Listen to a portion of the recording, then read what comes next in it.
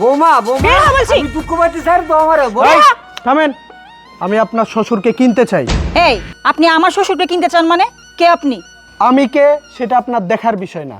আমি শুনলাম আপনি নাকি আপনার শ্বশুরকে বিক্রি করবেন। যদি বিক্রি করেন আমি তার বিনিময়ে আপনাকে আমি 10 লক্ষ টাকা দিব।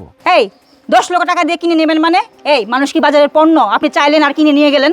হ্যাঁ আমি জানি টাকা দিয়ে মানুষ কিনা যায় না, তারপরও আমি শুনলাম আপনি নাকি আপনার শ্বশুরকে বিক্রি করে দিবেন। যদি আপনি বিক্রি করতে চান আমি টাকা সাথেই নিয়ে আসছি, আমি আপনাকে নগদ 10 লক্ষ টাকা দিব। আপনি আপনার শ্বশুরকে আমার কাছে বিক্রি করে দেন।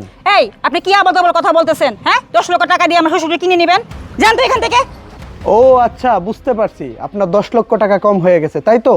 দাঁড়ান, আপনাকে আমি 10 লক্ষ না, আপনাকে আমি 15 লক্ষ টাকা দিব, তাও আবার হ্যান্ড ক্যাশ।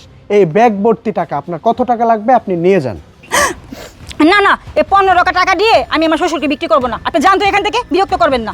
ও আচ্ছা, বুঝতে পারছি আপনার 15 লক্ষ টাকায় হচ্ছে না তাই তো। সমস্যা নেই, আপনার কথাও রইলো আমার কথাই রইলো। নেন, আপনাকে আমি 20 লক্ষ টাকা পূরণ করে দিলাম। এখন আপনি আপনার শ্বশুরকে আমার কাছে বিক্রি করে দেন। কি? আপনি আমাকে 20 লক্ষ টাকা দিবেন? আচ্ছা ভাইয়া একটা কথা বলেন তো, আসলে আপনি কে? আমার শ্বশুরকে আপনি 20 লক্ষ টাকা দিয়ে কিনে নিতে চাচ্ছেন? এই শ্বশুরের যন্ত্রণায় আমি থাকতে পারতেছি না। গোড়া যেখানে সেখানে নোংরা করে সেগুলি আমার পরিষ্কার করতে হয়। বুইড়ার যন্ত্রণায় আমি আর থাকতে পারতেছি না। এই কারণে বুইড়াকে আমি বের করে দিচ্ছি, আর আপনি আসছেন 20 লক্ষ টাকা দিয়ে বুইড়াকে কিনে নিতে। কিন্তু কেন ভাইয়া? এই বুইড়াকে কিনে নিয়ে আপনি কি করবেন?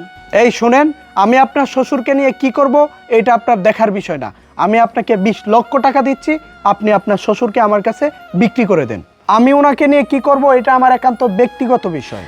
আচ্ছা আচ্ছা ঠিক আছে, কই টাকা দেন, আর এই আপরটাকে নিয়ে যান। ও আর যন্ত্রণায় আমি অতিষ্ঠ হয়ে গেছি।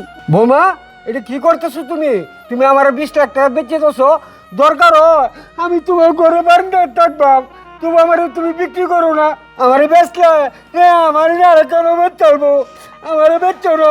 এই বুইয়া চুপ থাক। তোরা কি করবো না করবো সেটা কি আমি কই দিয়াম? তুই আমার ঘরে যন্ত্রণা, তুই বের হ যা। আপনি নিয়ে যান তো, ওর যন্ত্রণায় আমার ভালো লাগতেছে না। এই কাকা আসেন তো আপনি। না আমি যাইতাম না। না আমি যাইতাম না বৌমা, আমি যাইতাম না বৌমা, আমি যাইতাম না।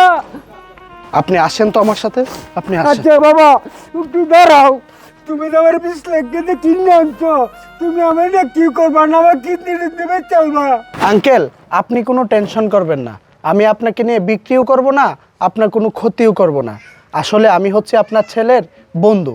আপনার একটা ছেলে প্রবাসে থাকে না? ও বাবা, আমার একটা ছেলে বিদেশ থাকে। হ্যাঁ আঙ্কেল, আপনার যেই ছেলে বিদেশ থাকে আমি আপনার সেই ছেলের বন্ধু। আমি গত 2 দিন আগে প্রবাস থেকে আসছি, আর আপনার সেই ছেলে আমাকে টাকা দিয়ে পাঠাইছে আপনাকে কিনে নেওয়ার জন্য। আপনার বৌমা নাকি আপনার উপরে অনেক অত্যাচার করে আপনাকে বিক্রি করে দিতে চাইছিল, তাই আপনার ছেলে আমাকে টাকা দিয়ে পাঠাইছে আপনাকে যেন অন্য কোনো জায়গায় বিক্রি না করতে পারে। আর আপনার বৌমা যে আপনাকে বিক্রি করতে চাইছিল সেটার প্রমাণ রাখার জন্য আমি আপনাকে কিনে নিয়ে আসলাম। আর আপনার ছেলের সাথে আমার কথা হয়েছে, হয়তো কিছুক্ষণের ভিতরেই চলে আসবে। কি কো বাবা, আমার ছেলে তোমার বাড়াইছে? বাবা সত্যি কইতাছো? হ্যাঁ আঙ্কেল, সত্যি বলতেছি, আপনার ছেলে আমাকে পাঠাইছে। আরে কবির, বাবার এনে চলে আইসস? হয় বাবা তুমি আইছো?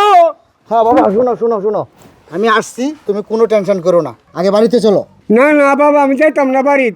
তুই জানোস না রে বাবা, তুই জানোস না। চুপ থাকো বাবা, আমি সব জানি। কবির আমাকে সব বলেছে, আর আমি এই কবিরকে টাকা দিয়া তোমাকে কিনতে পাঠাইছি। তুমি আগে বাড়িতে চলো, যা কিছু ঘটছে তোমার সাথে সব কিছুর বিচার হবে। আসো বাবা রে, আসো। অনেক অশান্তি দেয়, খাইতে দেয় না, বলতে দেয় না। বাবা আসো, আমি চলে আসছি, তোমার আর কোনো টেনশন নাই, আসো।